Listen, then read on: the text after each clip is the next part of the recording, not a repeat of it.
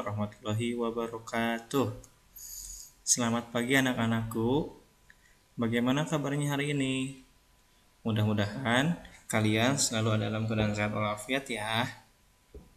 Nah, hari ini kita kembali lagi bertemu dengan mata pelajaran tematik, yang mana pada pertemuan kali ini kita akan membahas tentang materi pembelajaran, tepatnya adaptasi tumbuhan. Nah, namun sebelum itu, alangkah lebih baik silahkan berdoa terlebih dahulu ya. Berdoa dimulai. Berdoa selesai. Nah, untuk pertemuan kali ini kita akan membahas tentang adaptasi tumbuhan ya. Nah, namun sebelum itu, bukunya yang seperti ini, dan Bapak harapkan setelah kalian mempelajari tentang adaptasi tumbuhan, kalian bisa mengidentifikasi cara adaptasi tumbuhan, dan kalian juga diharapkan mampu menentukan cara beradaptasi tumbuhan. Nah, kita mulai. Adaptasi tumbuhan. Apa sih itu adaptasi? Ada yang tahu? Ya, betul ya. Adaptasi itu adalah cara bagaimana organisme mengatasi tekanan lingkungan sekitarnya untuk bertahan hidup. Dengan kata lain, adaptasi itu bisa disebut juga cara untuk beradaptasi atau cara untuk menyesuaikan diri. Nah, organisme yang mampu beradaptasi terhadap lingkungannya mampu untuk memperoleh air, udara, nutrisi, serta dapat mengatasi kondisi fisik lingkungan seperti temperatur, cahaya, dan panas. Sehingga dapat disimpulkan bahwasanya adaptasi adalah cara menyesuaikan diri dengan lingkungannya. Dalam hal ini bisa cara hidup, cara mencari makan, dan cara mempertahankan diri dari serangan musuh. Nah, selanjutnya.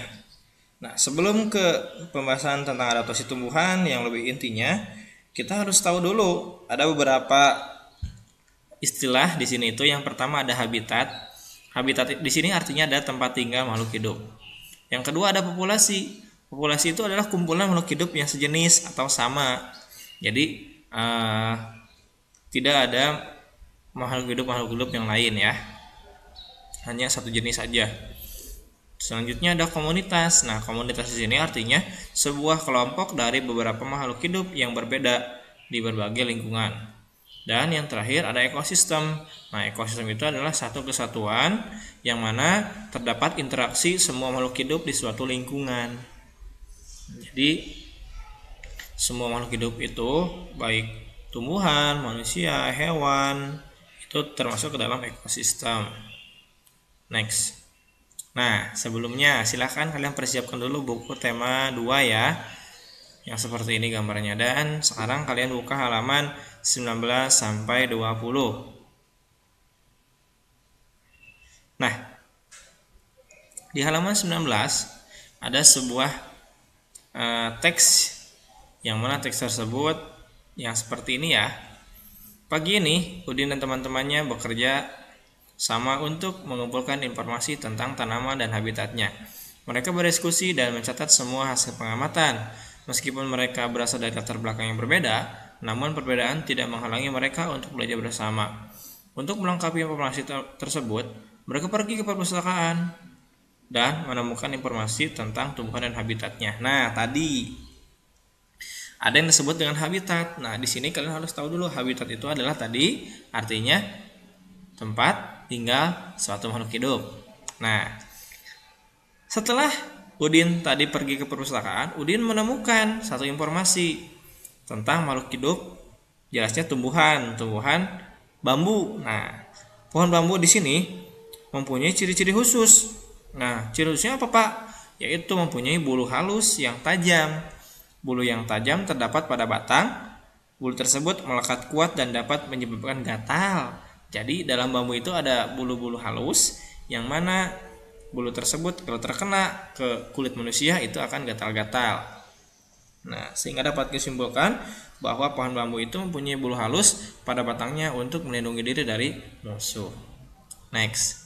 Nah, sekarang berdasarkan habitatnya, berdasarkan tempat tinggalnya, dibagi menjadi 3 ya adaptasi tumbuhannya itu. Yang pertama ada hidrofit.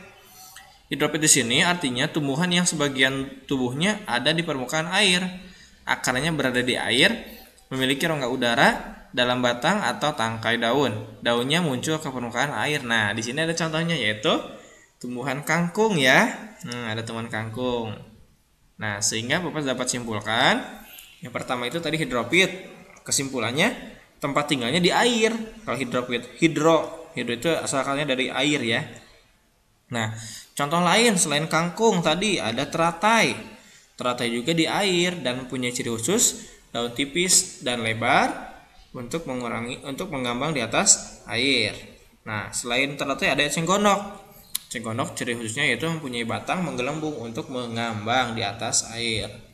Nah, yang selanjutnya yang kedua ada higropit. Higropit di sini tumbuhan yang hidup di daerah lembab. Nah, dapat disimpulkan sama Bapak, hidrofit itu tempat tinggalnya di daerah yang lembab ya. Daerah yang lembab. Dan di sini ada contohnya pakis. Daunnya melingkar atau menggulung. Nah, yang selanjutnya yang ketiga ada xerophyt. Nah, tumbuhan yang hidup di daerah yang kering. Berarti tempat tinggalnya di daerah yang kering ya. Tumbuhan ini memiliki daun tebal, sempit, kadang-kadang berubah bentuk menjadi bentuk duri, sisik atau bahkan tidak mempunyai daun. Nah, sehingga dapat simpulkan xerophyt di sini yaitu tinggalnya di daerah yang kering. Nah, contohnya tadi ada lidah buaya yang batangnya tebal dan untuk menyimpan air, dan contoh yang lain itu ada tumbuhan kaktus, daunnya berbentuk duri, batangnya tebal. Nah, mungkin cukup sekian yang bisa Bapak sampaikan untuk penjelasan hari ini tentang adaptasi tumbuhan. Terima kasih atas perhatiannya. Semoga kalian mengerti dengan apa yang Bapak sampaikan. Kurang lebihnya mohon maaf. Bila taufiq wal hidayah. Wassalamualaikum warahmatullahi wabarakatuh. Semangat belajar.